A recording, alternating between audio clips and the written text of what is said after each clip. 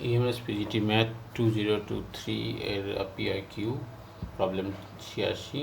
এখানে 5 হর্সেস, এটা ইম্পর্টেন্ট, বলছে 5 horses are in a race, mister AC race 2 of the horses. তাহলে এই 5 হর্সেস চয়েস করছে কথা 2 অফ দি হর্সেস, তারপরে তাদের উইনিং হর্স দেখতে বলছে। তাহলে আমি প্রথমে স্যাম্পল স্পেসে দেখব, 5টার মধ্যে 2টো চয়েস করতে বলেছে, 5C2। তার মধ্যে কে উইন হতে পারে? সিঙ্গেল 1 উইন হতে পারে। সিঙ্গেল 1 উইন হলে প্রথমে 1 মাল্টিপ্লাই বাই, নেক্সট উইন করতে গেলে সে যে উইন হয়েছে সে তো বাদ থাকছে, বাকি থাকছে 4টে। তাহলে সেই 4টের মধ্যে একটা 4C1, এটা মাথায় রাখতে হবে। তাহলে এইটা যদি হয় তাহলে এটা ক্যালকুলেট করলে কি আসছে আমার, ওপরে আসছে 4 আর নিচে আসছে 10। তাহলে 4 আর 10 যদি আমি বাদ দিই আর সিম্পলিফাই করি তাহলে 2/5 আনসার। তাহলে আমার 2/5 হবে অ্যান্সার। তাহলে এখানে অপশান দেখি, অপশান 3 আনসার 2/5। ওকে, নাও আমাদের নেক্সট প্রবলেম 87। এই প্রবলেমটিতে বলা আছে একটা র্যান্ডম ভেরিয়েবল দেওয়া আছে এক্স, তার প্রবলেমটি ডিস্ট্রিবিউশন চেয়েছে। এখানে টেবিল রয়েছে, তার নিচে যেটা লেখা সেটা আমরা লক্ষ্য করব। ই এক্স প্রাইম নাম্বার আর এফ একটা ঘটনা যেটা এক্স লেস দ্যান 4। এই ঘটনায় এক্স লেস দ্যান 4, এই দুটো মাথায় নিয়ে কাজ করতে হবে। এখানে খুব সূক্ষ্ম ব্যাপার রয়েছে, তাহলে সেই মতো কাজ করা যাক। প্রথমে আমি নিচ্ছিলাম কি, প্রাইম নাম্বার। প্রাইম নাম্বার যদি নিই তাহলে দেখি কে কে প্রাইম রয়েছে। 2 রয়েছে, 3 রয়েছে, 5 রয়েছে, 7 রয়েছে। তাহলে 2, 3, 5, 7 হলো আমার ই এর র্যান্ডম ভেরিয়েবলগুলো। ওকে, আর এফ এর ক্ষেত্রে random variable x less than 4 বলেছে। তাহলে এক্স লেস দ্যান 4 কে কে না, তো 1, 2 অ্যান্ড 3। এইটা মাথায় রাখতে হবে, এক্স লেস দ্যান 4। অনেক সময় এটা ভুল করে 4কে নিয়ে ফেলি, গণ্ডগোলটা হয়ে যায়। তাহলে আমাদের এখানে 1, 2, 3। Okay, this is our F and this is our E. তাহলে নাও আমাদের ই ইউনিয়ন এফ সমান কত? 1, 2, 3, 5, 7। ওকে, তাহলে সেই মতো আমাকে এবার ভ্যালুগুলো নিতে হবে। ই ইন্টারসেকশন এফে 1 এর জন্য আমি পাবো 0.15, 2 পাবো, 3 পাবো, 5 পাবো অ্যান্ড 7 পাবো। জাস্ট এগুলো অ্যাড করে দেওয়া যায়, যেগুলো গোল করলাম সেগুলো জাস্ট অ্যাড করে দিলে 15 plus 23 38, 12 50, 20 70, 77। Okay, then our problem answer is 0.771 option. এখানে যদি আমরা ভুল করে এই জায়গাটাতে x = 4 নিয়ে নিতাম তাহলে কিন্তু এই অংশটা হয়ে যেত, তখন 10 যোগ করে সেই 87 অপশানে আসতো, মানে আমরা তাদের দেওয়া ফাঁদে পা দিতাম। কিন্তু ওইটা সাবধান থাকতে হবে। আমাদের নেক্সট প্রবলেম 88 আমরা দেখতে পাচ্ছি, if the probability of hitting a target by any shoot is 1/3 and then the minimum of number of independent shots at the target required by him so that the probability of hitting target at least once is greater than 5/6 each. প্রবলেমটা করতে গিয়ে তাহলে আমার hit টার্গেটের probability কত হচ্ছে 1/3। তাহলে hit এবং মিসটা আমাকে দেখতে হবে। তাহলে আমি পি হিট প্রকাশ করছি পিএইচ দ্বারা। পিএইচ আমার কত হচ্ছে তাহলে 1/3। তাহলে পি মিস কত হবে? পি মিস হবে অবশ্যই 1 - 1/3, তার মানে কত হচ্ছে এটা 2/3 পি মিস, তাহলে 2/3। তাহলে at least 1 hit, P probability of at least 1 hit.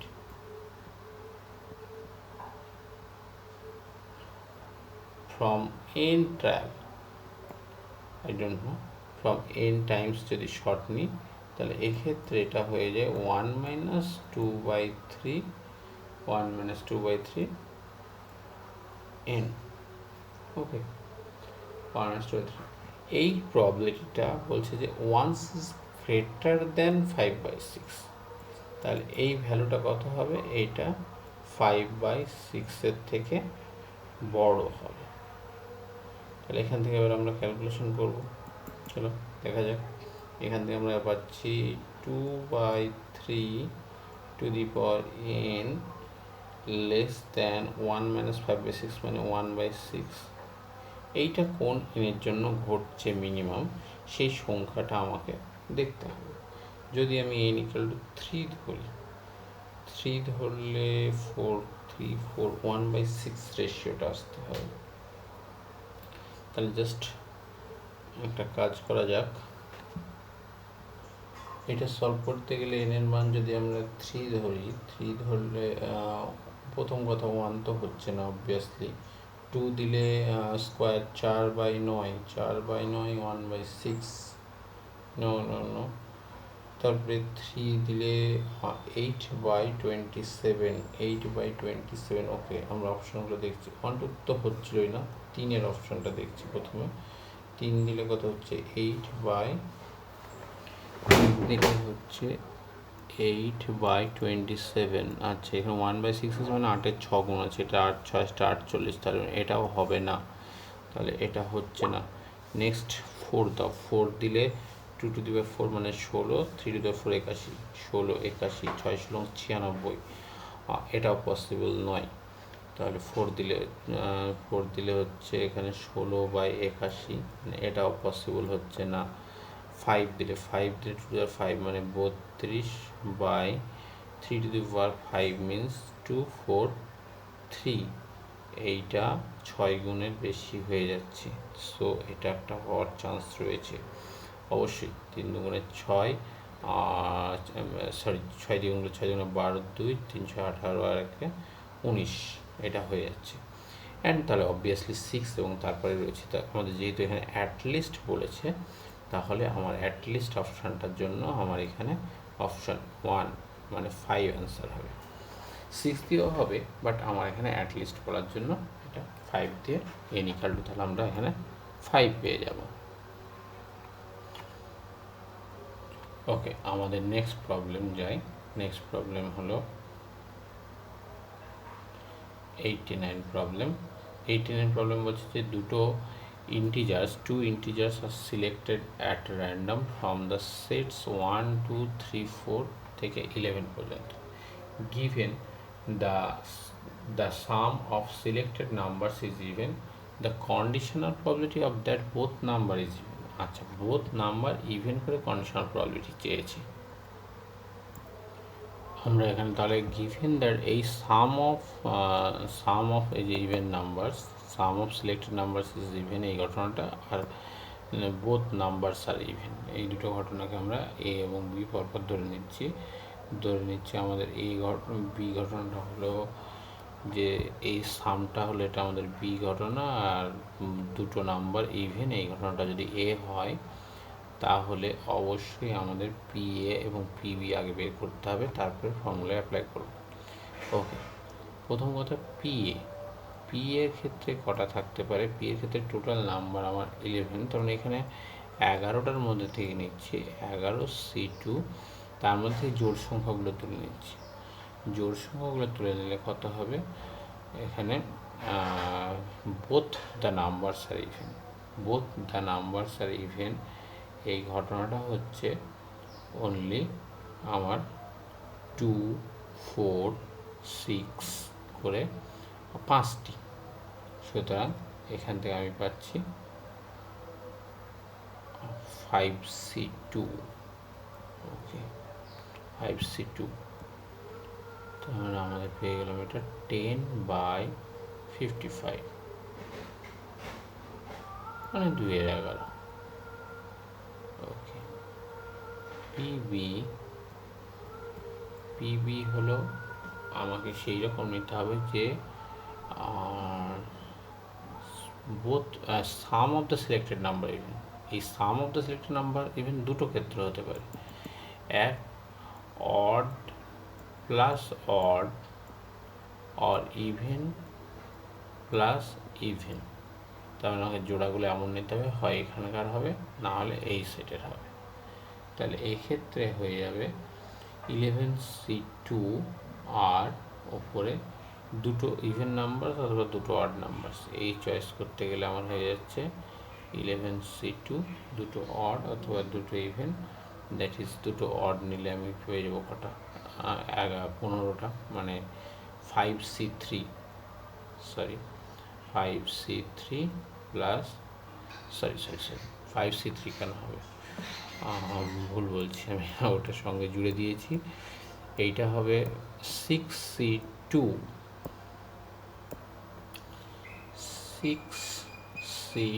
Plus 5C2, তার মানে 15 প্লাস 10 বাই 55, মানে 25/55, তার মানে 5/11।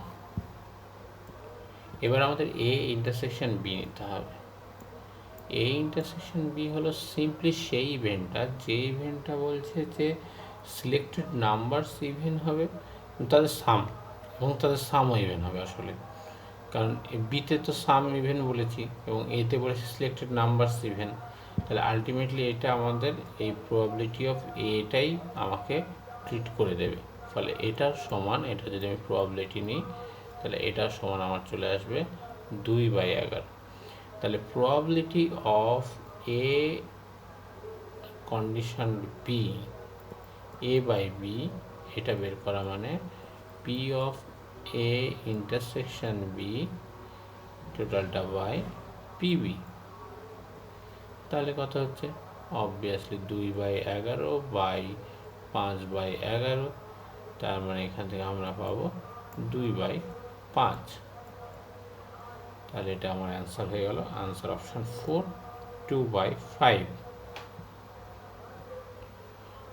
আর নেক্সট প্রবলেম 90, এখানে আমরা পড়ছি যে if the standard deviation of the number 2, 3 and a is 3.5, 2, 3 and a is 3.5, and 11, and 2, 3, a and 11 is 3.5, তাহলে a এর ভ্যালু কোন সমীকরণটা দেবে, জাস্ট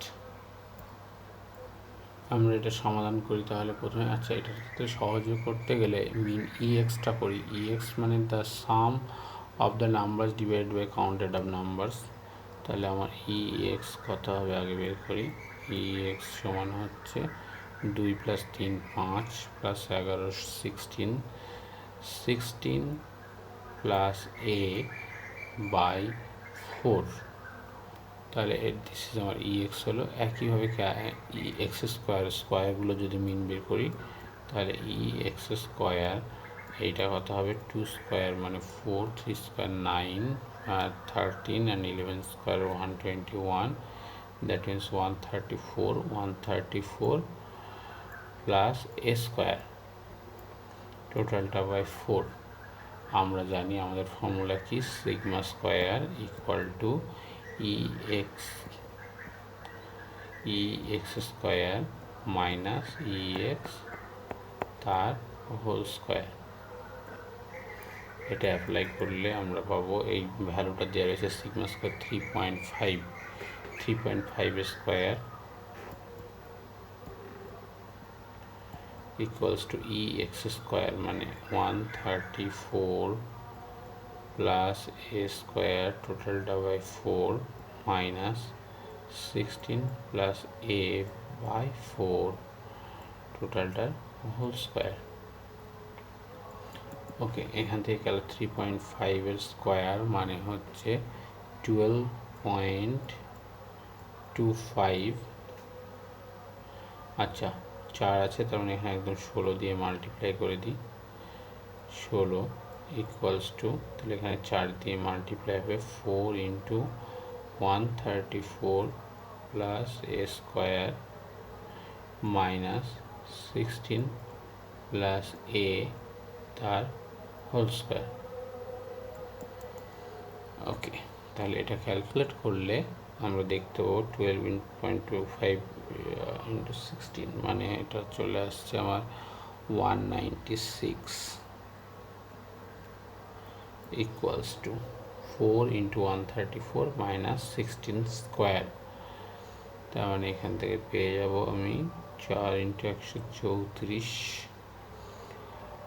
করিনি, 534 প্লাস 4 স্কোয়ার মাইনাস 256 মাইনাস 32 এ মাইনাস এ স্কোয়ার। তাহলে এখান থেকে আমাদের পাওয়া যাবে ক্যালকুলেট করলে 4 স্কোয়ার 3 স্কোয়ার 32a যেমন আছে তেমন, অলরেডি আমাদের একটা অপশন এটার সাথে মিলে গেছে, আর ওইটা যোগ বিয়োগ করলে দেখতে পাচ্ছি আমরা 84 ইকুয়াল টু 0। সুতরাং অপশন 1 হলো আমাদের অ্যান্সার।